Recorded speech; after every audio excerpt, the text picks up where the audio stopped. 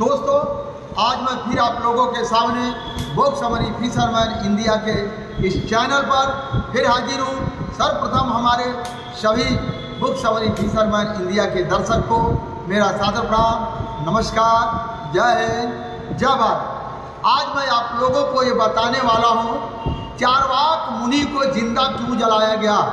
जो चारवाक दर्शन का एक चारवाक जो बुक आता है, बहुत सारे लोग सुने होंगे। चारवाक दर्शन एक भारत का पहला मूल ग्रंथ था। उस ग्रंथ को जलाने के साथ साथ उस ग्रंथ को तो जलाया ही गया बाद में, लेकिन चारवाक मुनि को जिंदा क्यों जला दिया गया, इसके बारे में मैं विस्तार से आप लोगों को बताने के लिए मैं आज हाजिर हूँ। इतिहास में पहली बार भगवान बुद्ध और स्वामी महावीर ने जो यज्ञ हवन में जो पशु बलि, मांस और मदिरा का जो प्रयोग होता था, इन लोगों ने, दोनों महापुरुषों ने, इन लोगों ने युद्ध स्तर पर समाज से दूर किया। यज्ञ में पशु बलि और मदिरा को समाज से दूर किया। उसी कड़ी में उससे पहले चारवाक मुनि युद्ध स्तर पर मानवता के पाठ पढ़ा रहे थे। इन सब चीज़ों को आडंबरवाद और अंधविश्वास से दूर कर रहे थे। उनको ब्राह्मणों ने ये इंडिका बुक में लिखा है। आज ये मेरा 56वां अध्याय, 56वां पाठ है, जो कि प्राचीन भारत का इतिहास 132 नंबर पेज पर ये लिखा हुआ है कि जब चारवाक मुनि लोगों को सच्चा रास्ता हवन यज्ञ से शराब और मीट का इन्होंने जब विरोध किया, तो इनको ब्राह्मण के द्वारा इनको जिंदा जला दिया गया। ब्राह्मण के द्वारा जिंदा जला दिया गया। उस टाइम इनको आर्याव्रत से लोग आए थे। आर्याव्रत का जो देश है, आइए 133 अध्याय में जो इंडिका का 133 अध्याय में जो लिखा, जो आज का अफगानिस्तान है, जो आज का अफगानिस्तान है, अफगानिस्तान में आर्याव्रत देश होने का उल्लेख मिलता है। इंडिका बुक में आर्याव्रत देश होने का उल्लेख मिलता है। वहाँ आग में पशु बलि दिए जाने यज्ञ का उल्लेख भी किया गया है, और वहाँ उसमें मीट का भी उल्लेख जो है किया गया है, और हर घर में वहाँ की औरतों को वेश्यावृत्ति कराने का भी उल्लेख किया गया है। यानी पति अपने पत्नी को वेश्यावृत्ति करवाता था। इन सब चीज़ों को विरोधी कौन थे? चारवाक मुनि थे। अब आइए, जो चंद्रगुप्त मौर्य, जिनको संदर्कोष्ठ कहा जाता है, उनके समय पर कहीं भी किसी भी जगह पर मौर्य वंशी राजा के ने कभी भी किसी स्त्री को वेश्यावृत्ति में नहीं धकेला। संदर्कोष्ठ राजा, चंद्रगुप्त राजा जो है, उन्होंने अपने शासन काल में ऐसा कोई प्रावधान नहीं है कि उन्होंने अपने राज्य के किसी औरत को वेश्यावृत्ति में धकेला हो। फिर भी मैं कह रहा, फिर भी जो उनका मंत्री कहा जाता है, जो उनका मंत्री कहा जाता है, कौन था उनका मंत्री? चाणक्य कौटिल्य को उनका मंत्री बताकर इतिहासों के साथ खिलवाड़ किया जाता है, जो कि चाणक्य के बुकों में कई जगह पर वेश्यावृत्ति का धंधा, मांस का खाने का, पशु बलि का जिक्र है, जो कि उस टाइम चंद्रगुप्त मौर्य के समय में ऐसा नहीं था। इतिहास साक्षी है कि भारत में पुष्पमित्र शुंग नाम का ब्राह्मण हत्यारे के राजा बनने से पहले किसी भी राजा ने यज्ञ नहीं किया। नागवंश के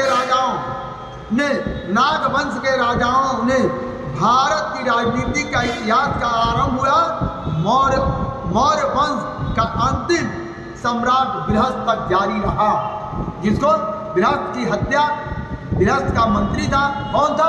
पुष्पमित्र शुंग। वो सुमित्र शुंग नामक का जो भारतीय राजा का मंत्री था, और उन्होंने विराट की हत्या करके खुद को गद्दी पर बैठ गया।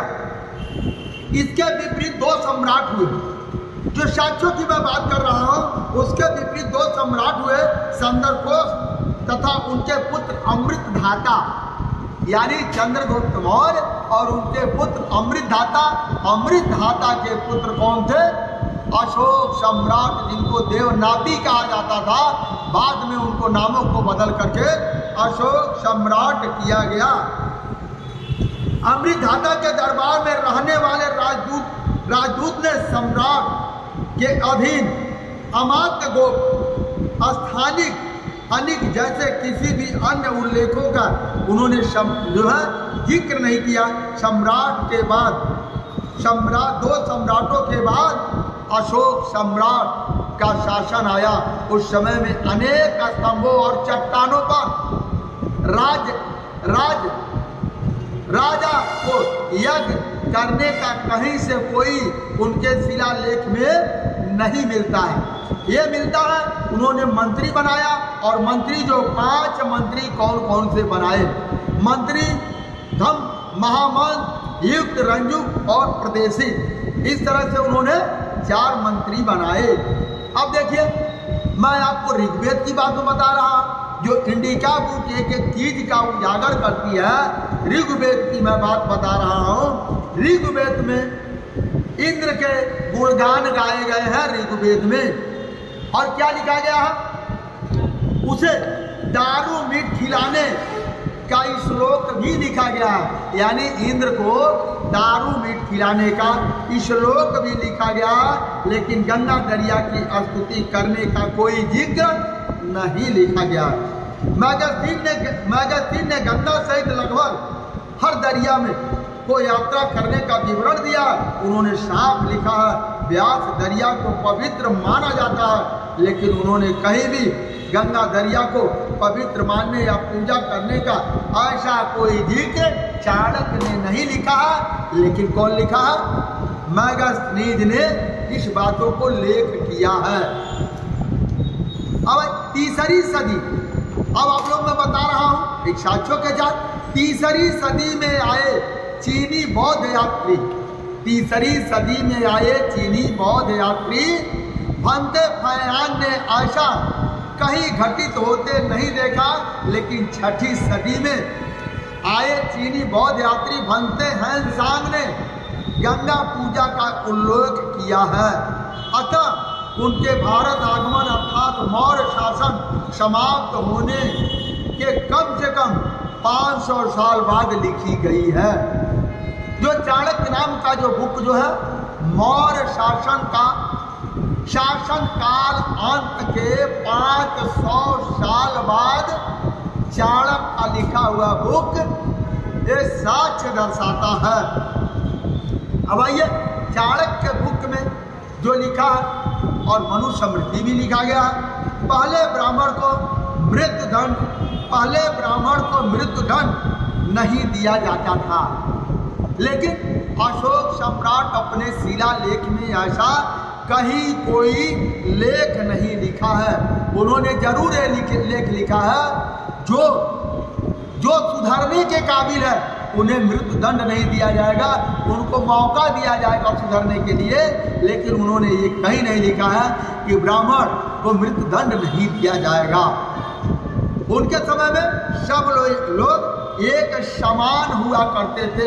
ऋग्वेद के एक जो अध्याय संख्या 1, श्लोक संख्या 1 और 164 जो है 14 में ऋग्वेद के अध्याय संख्या 164 और 14 में क्या बातें लिखी गई है? ये चौंका देने वाली एक रहस्यमयी बातें लिखी गई है। उसमें क्या लिखा? 5 वर्ण बताए गए हैं।